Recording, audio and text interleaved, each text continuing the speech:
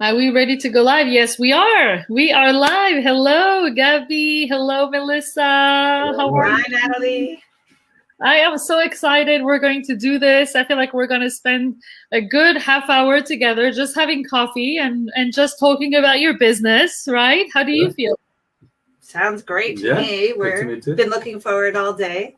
I know, me too. And I know that you've posted this in your page and you told me that you had more than 100 likes. Is that true? Yeah, we were up to 125 likes on my personal page. So, it did get a buzz out there somehow. It helps when you don't post much. Yeah, it's because you're famous people and people want to hear from you. So that's great. So in case some people don't know you yet, because maybe there are some people who don't know you yet, I will read your short bio. I did ask for a short bio. I'm sure your life and personal and professional is much longer than that.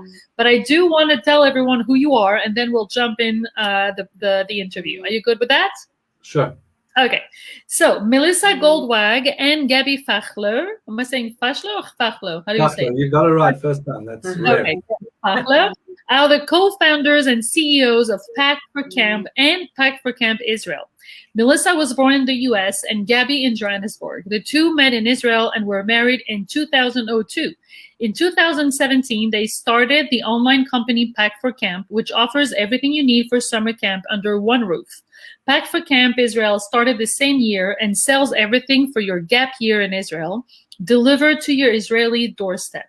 Both have a rich camp past, attending for many summers as both a camper and staff.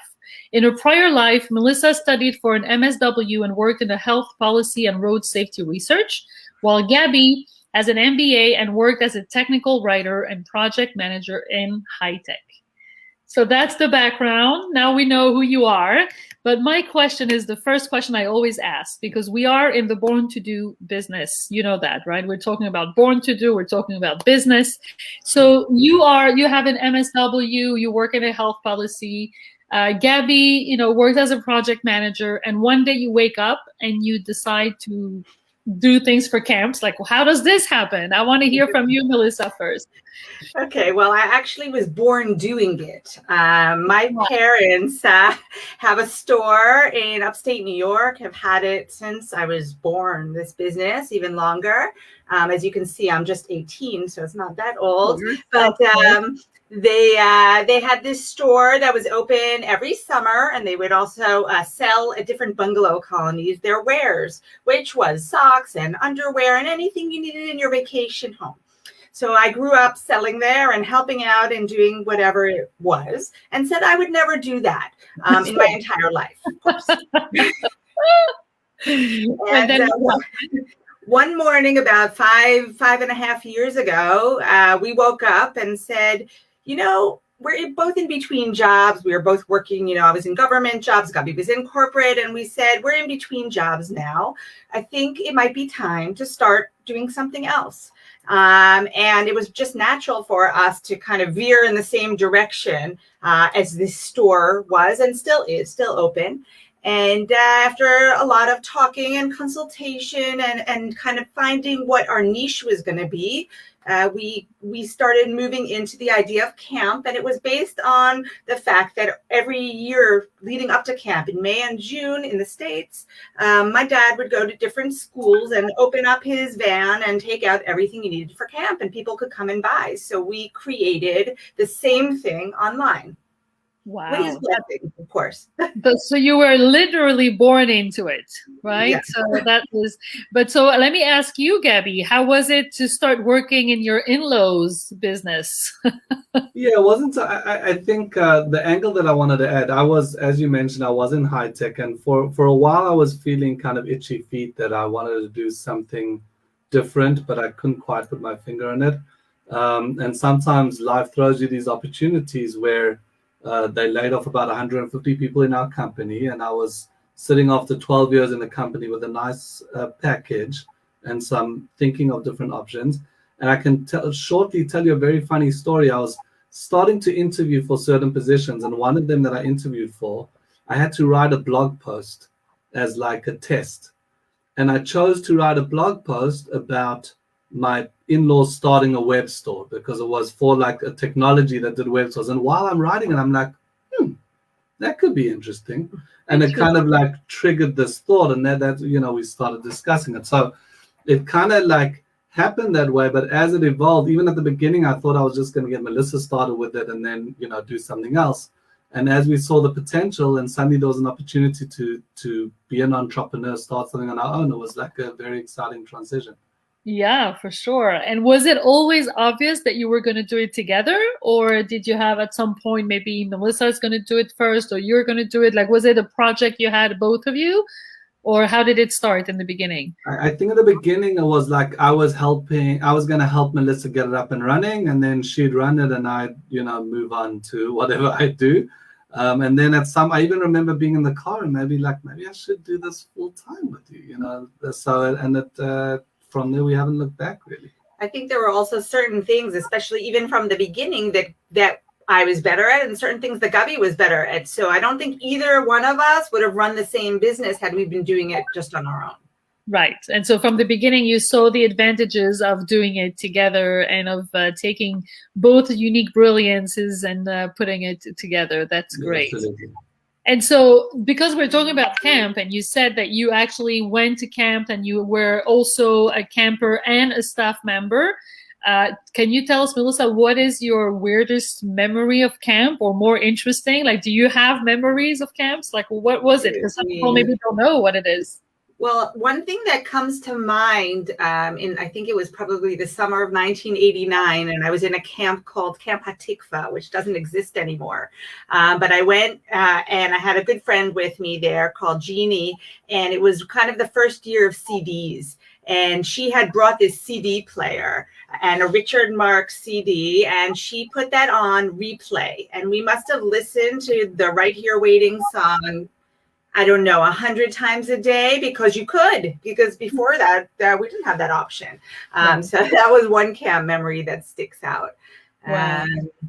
For me, camp it really molded me it was very much part of my life growing up. Like, I went to about 10 camps in a row, 5 as a kid, and another 5 as a counselor, and then leading the movement. And it was in B'nai Akiva in South Africa. So it was just like those were the month at the end of the year was camp time. So it was, I didn't think, much earlier in my career, I thought maybe of taking an educational route, but I didn't think that I'd hit camp again at this point in my life. But it's a pretty cool place to be. It's a nice. It is. It's fun and it's alive and it's just talking about fun things. So why not? Yeah.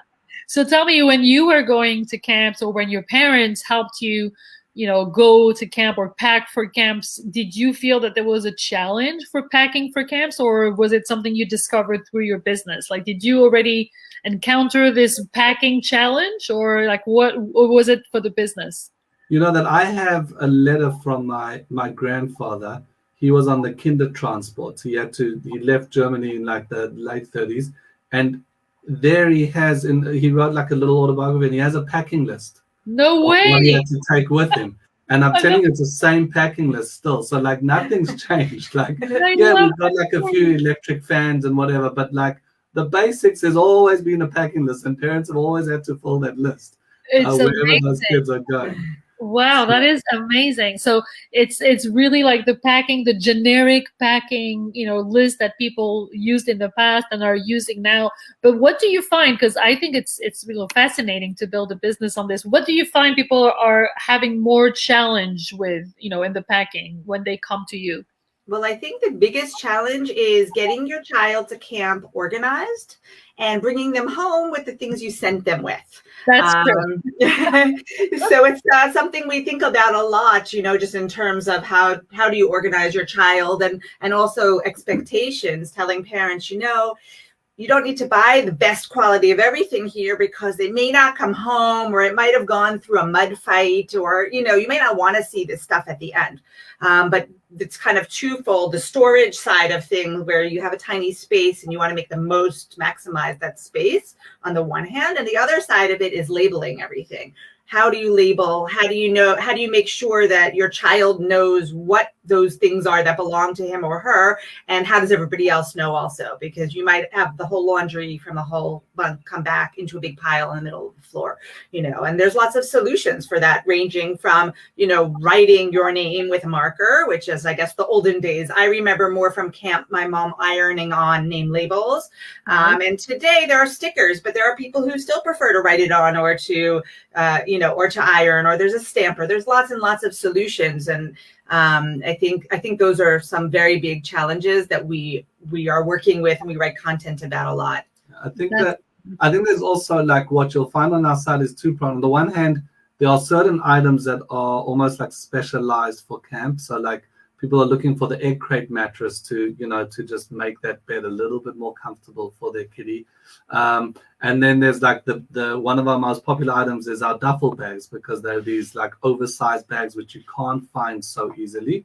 But a lot of the stuff on our website, you could find individual items, but the fact that it's all under one roof and you can do it all in one basket, as opposed to, even if you had to go on Amazon and add all those items and look for them separately, it would be a much longer process. So I think it's a combination of some of the specialty items and having everything in one place. Right. And I was going to ask you, is it more people that come for already they know what they want to buy and they say, oh, I'm looking for this and I'm going to this website to find it? Or is it people that say, oh, I didn't even know that existed, and they're looking and they're buying things that are they don't even know that they don't know?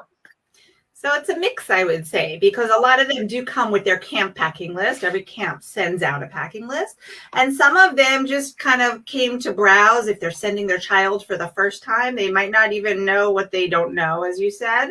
And not everything's a necessity. I mean, there are things that are necessary, like your underwear and your socks and a bathing suit. And there are other things that are more kind of luxurious, like, as Gaby mentioned, this, mattress cover, or a camping chair, or a chair to sit outside, or an autograph pillow for your friends to sign at the end of the summer. And they might come on and say, "Ooh, that's a good idea." Or sometimes people will buy like that first basket and then come back a week or two later when their child said, "Mom, that's all you bought me. I need a this and a that and a third thing." So we have both types. And we also have, which we haven't mentioned till now, is that we partner with a lot of the summer camps in the US. So we also do their logo wear stores for a lot of them. So a lot of them are coming on to buy their swag and then discovering along the way that they can also buy everything else for summer camp.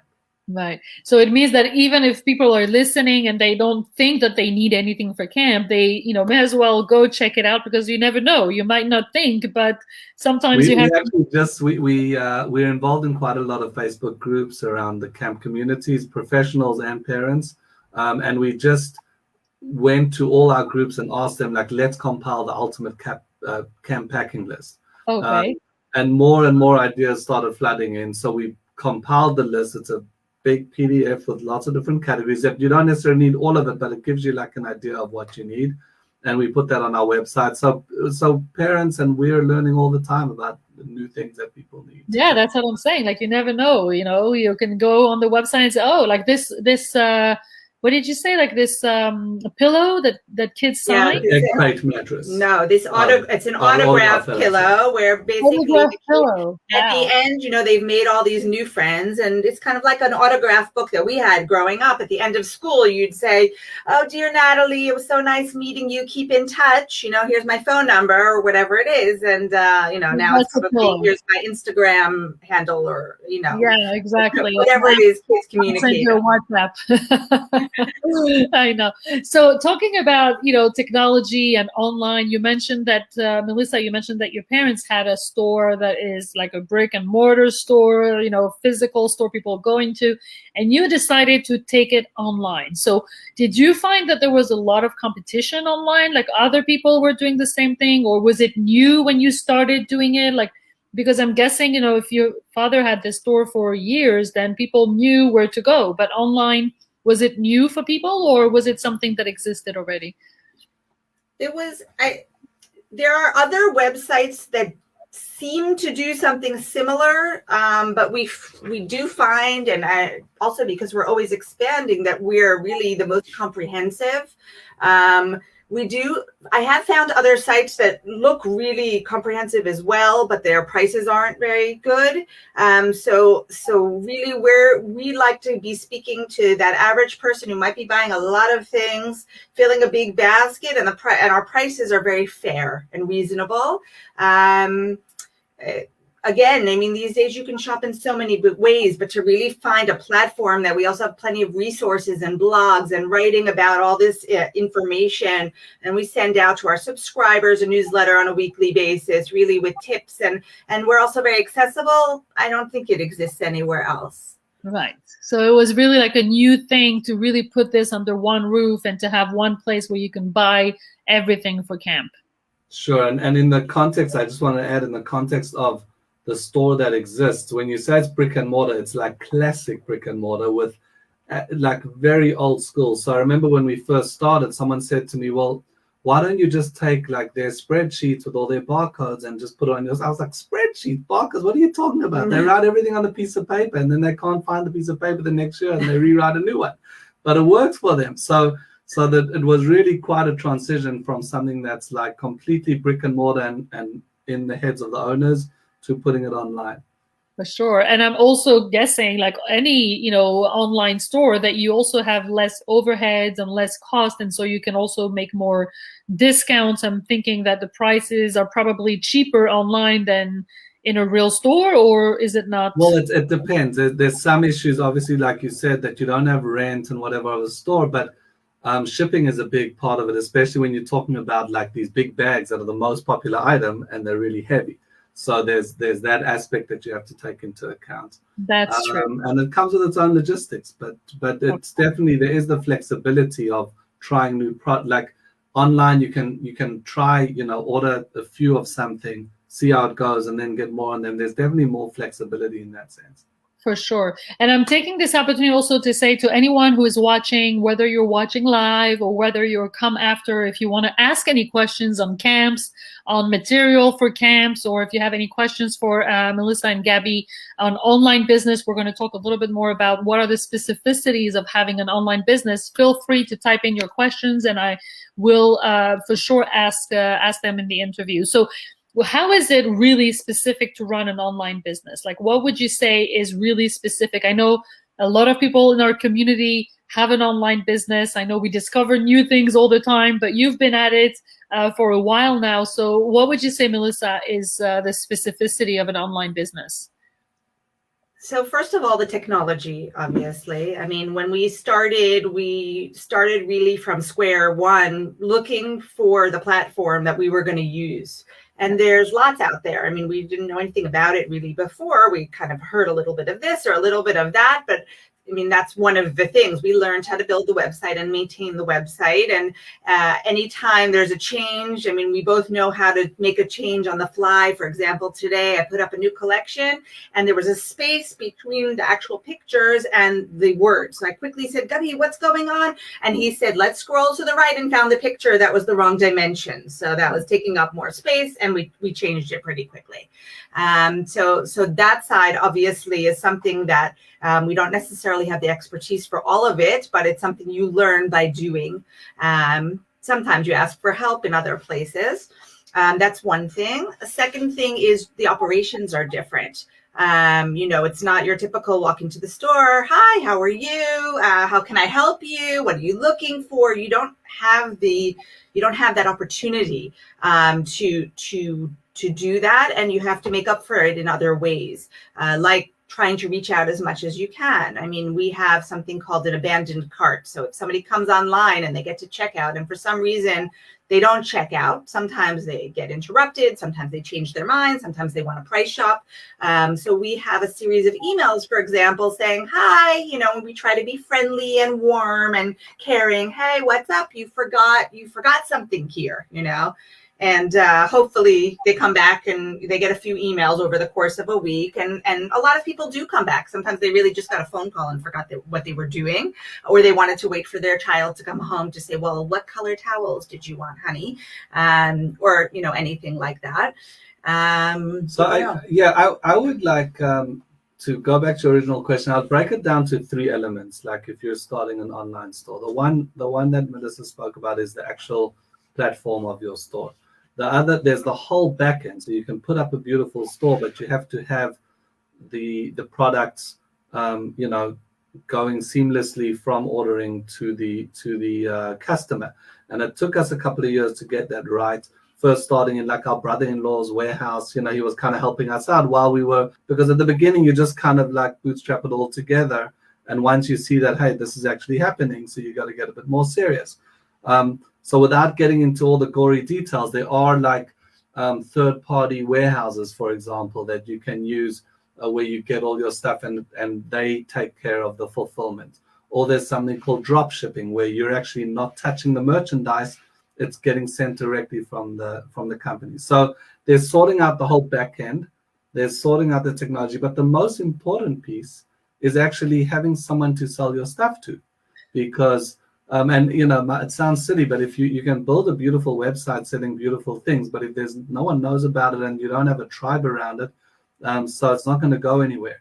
And I think the part that we were kind of lucky with, I don't know about lucky, but that we really try to leverage on was the fact that Melissa's parents had this store. So it gave us that initial tribe that we could, my in-laws could give us those first lists. And if you say to someone who goes to the Catskill Mountains in the certain New York community, and you say Murray the Sock Man, their face lights up. That's how my father-in-law is known. So we could leverage and use that kind of following to build our initial crowd. And then we came up with all sorts of other strategies around partnering with camps, etc. But you really need to figure out who you're selling to first.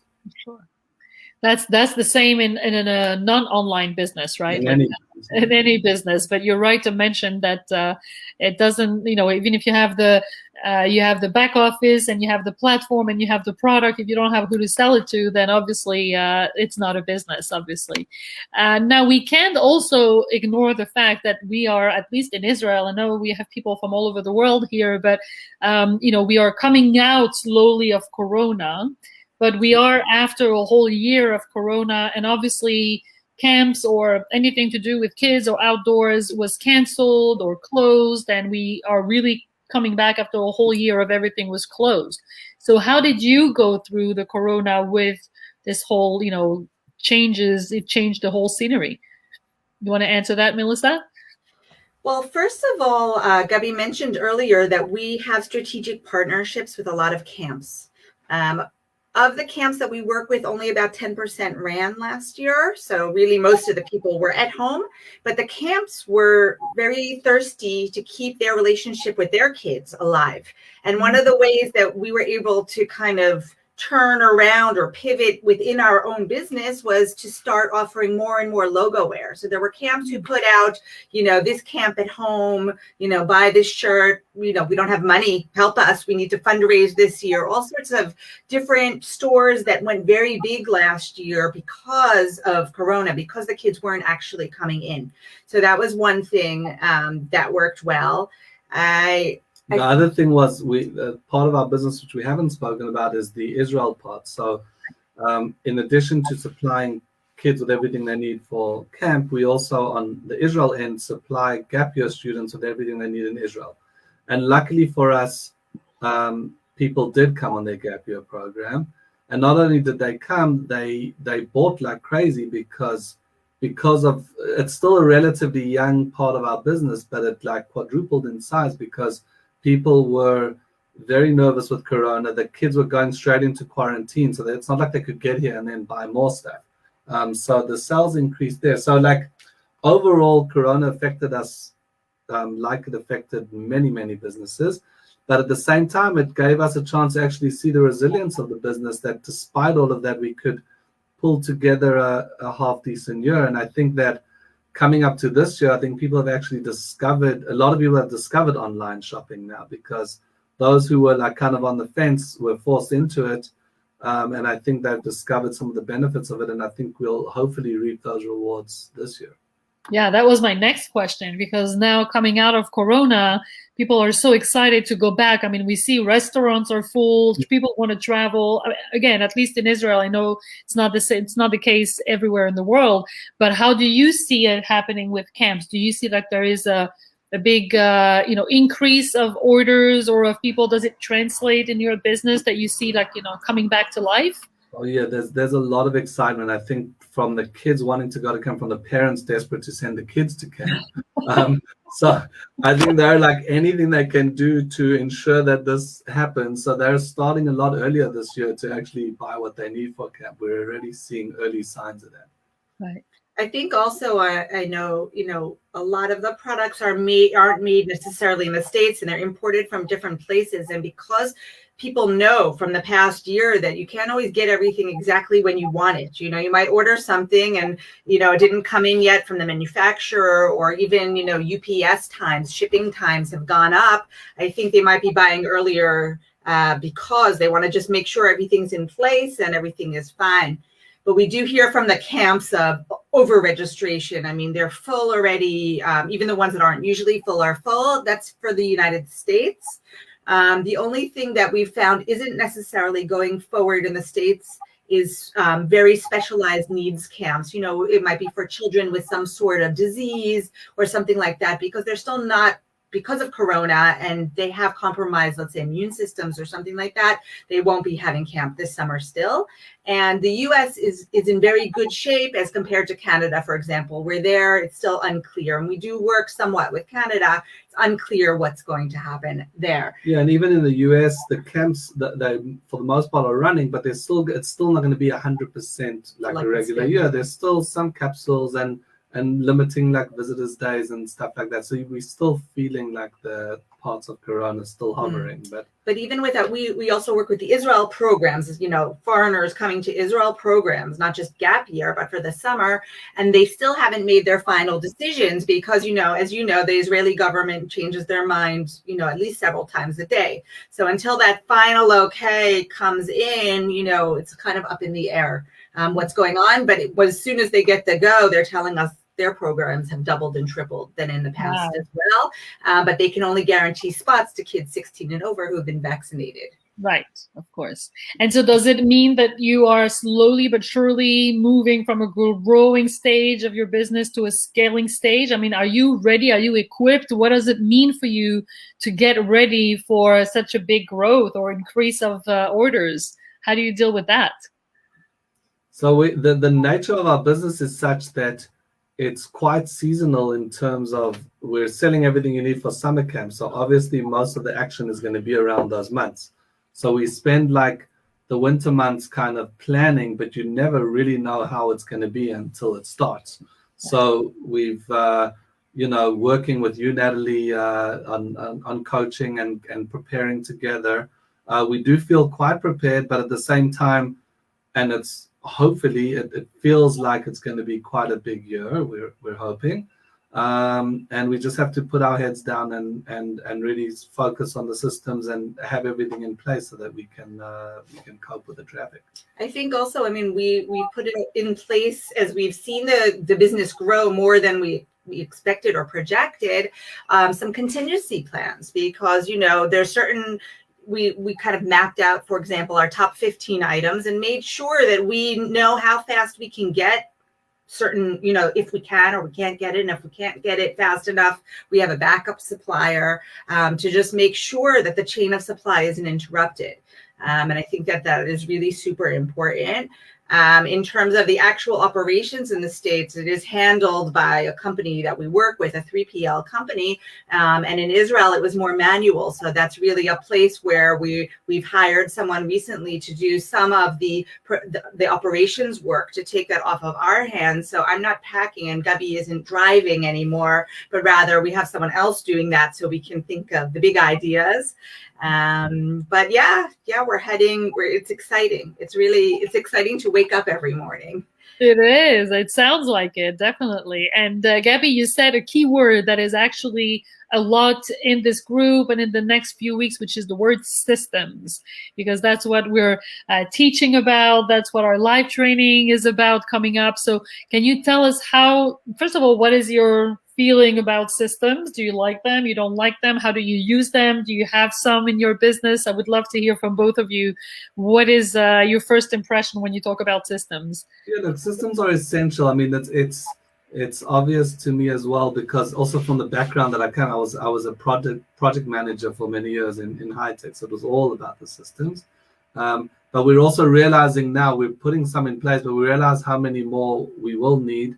But we also have to say, okay, a few at a time, and we'll keep building those afterwards. I think also a lot of the systems, we have them and they're only in our heads. Yes. So, I know how to do exactly what I do. I have no problem, but Gaby doesn't even know how to do what I do some of the time, So I think a really big, important part of that system is writing it down so that somebody else could do it, even if it's in basic shorthand, in points. Yes. That, I'm not saying to myself, okay, when you put up a new product, do A, B, C, D, E, F, and then press go, but rather, okay, there's somebody else that might have to do that tomorrow. So let them know how to do it. But it's a process. It's going to take time. And, sometimes you think, okay, I'm going to do this now. Let me document it at the same time. But you don't always have the time for that. So it's something we're definitely going to make time for in the next year. But at least that it should be done, and you also know how to use it. So that's also the whole difference. And now you spoke about you and Gaby, certain things, Gaby doesn't, and the other way around. So the question that I think everybody is wondering is, how is it to work between husband and wife? Like, how do you, how is it working? We're not asking if you're fighting or not, but like, what is the the relationship? How do you shift from being partners to husband and wife? Does it help? Does it not help? What is your take on this?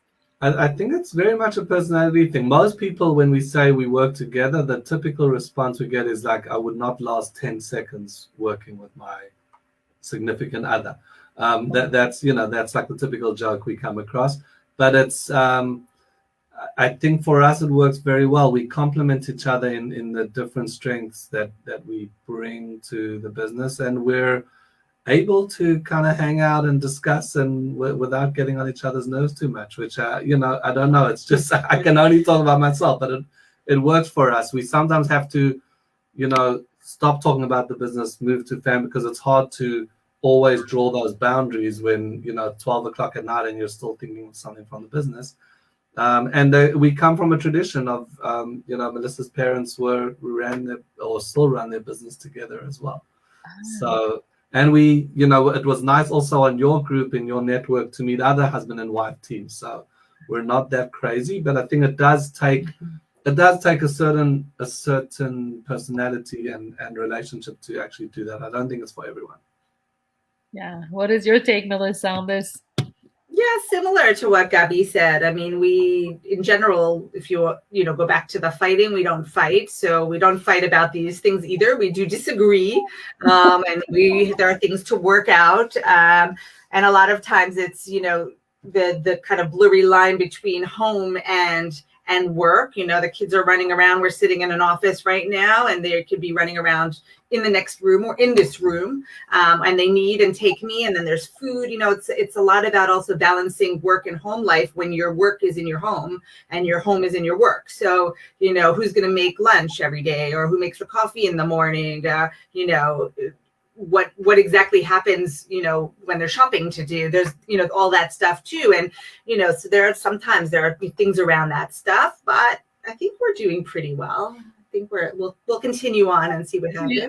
I think you do. I think we can see how you really give each other the space and respect each other's expertise when the other doesn't have it. And I think it's an inspiration. And you're right, Gaby, that I also see more and more couples. That's why I'm asking. I think this is really, I don't know if it's a trend, but it's something also maybe because people are more online and more working from home.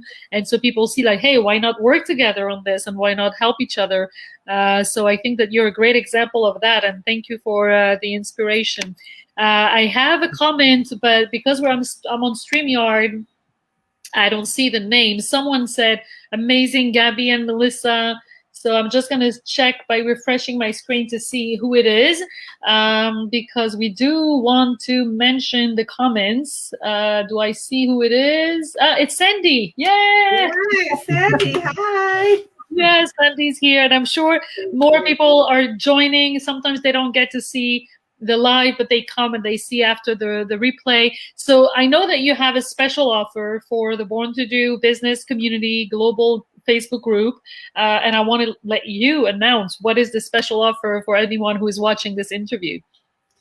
Okay, so the offer is, as we spoke about at the very beginning, yeah, exactly. Storage items are a big, important thing in terms of packing, in terms of kind of just organizing your bunk, your child, and that. So we have a special right now that if you buy one, the second one is 40% off from the same collection. Nice. So we've got that going right now, and we'll put the discount code and the information in the comments. In the comments, so that anyone who wants to order can use the coupon code and order the second one for 40%.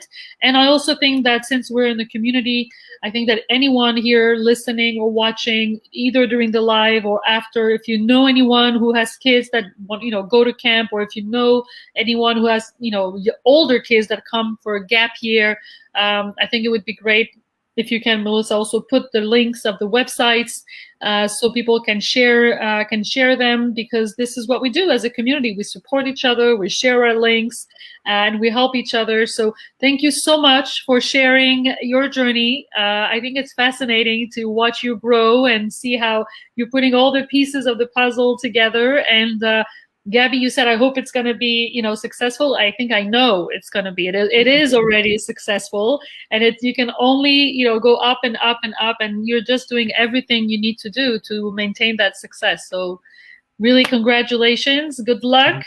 Thank you. I'm sure that we're going to hear from you, and we'll reinvite you when you'll be like so big that we'll need to speak to a secretary to schedule an interview, right? Thank you. Thank you so much. Thanks for hosting us. Thank you. Shabbat Shalom, everyone. We'll see you on Sunday for Meditation Sunday, like every Sunday at 6. And until then, I wish everyone a good weekend and a Shabbat Shalom. Bye, everyone. Bye-bye. Thanks.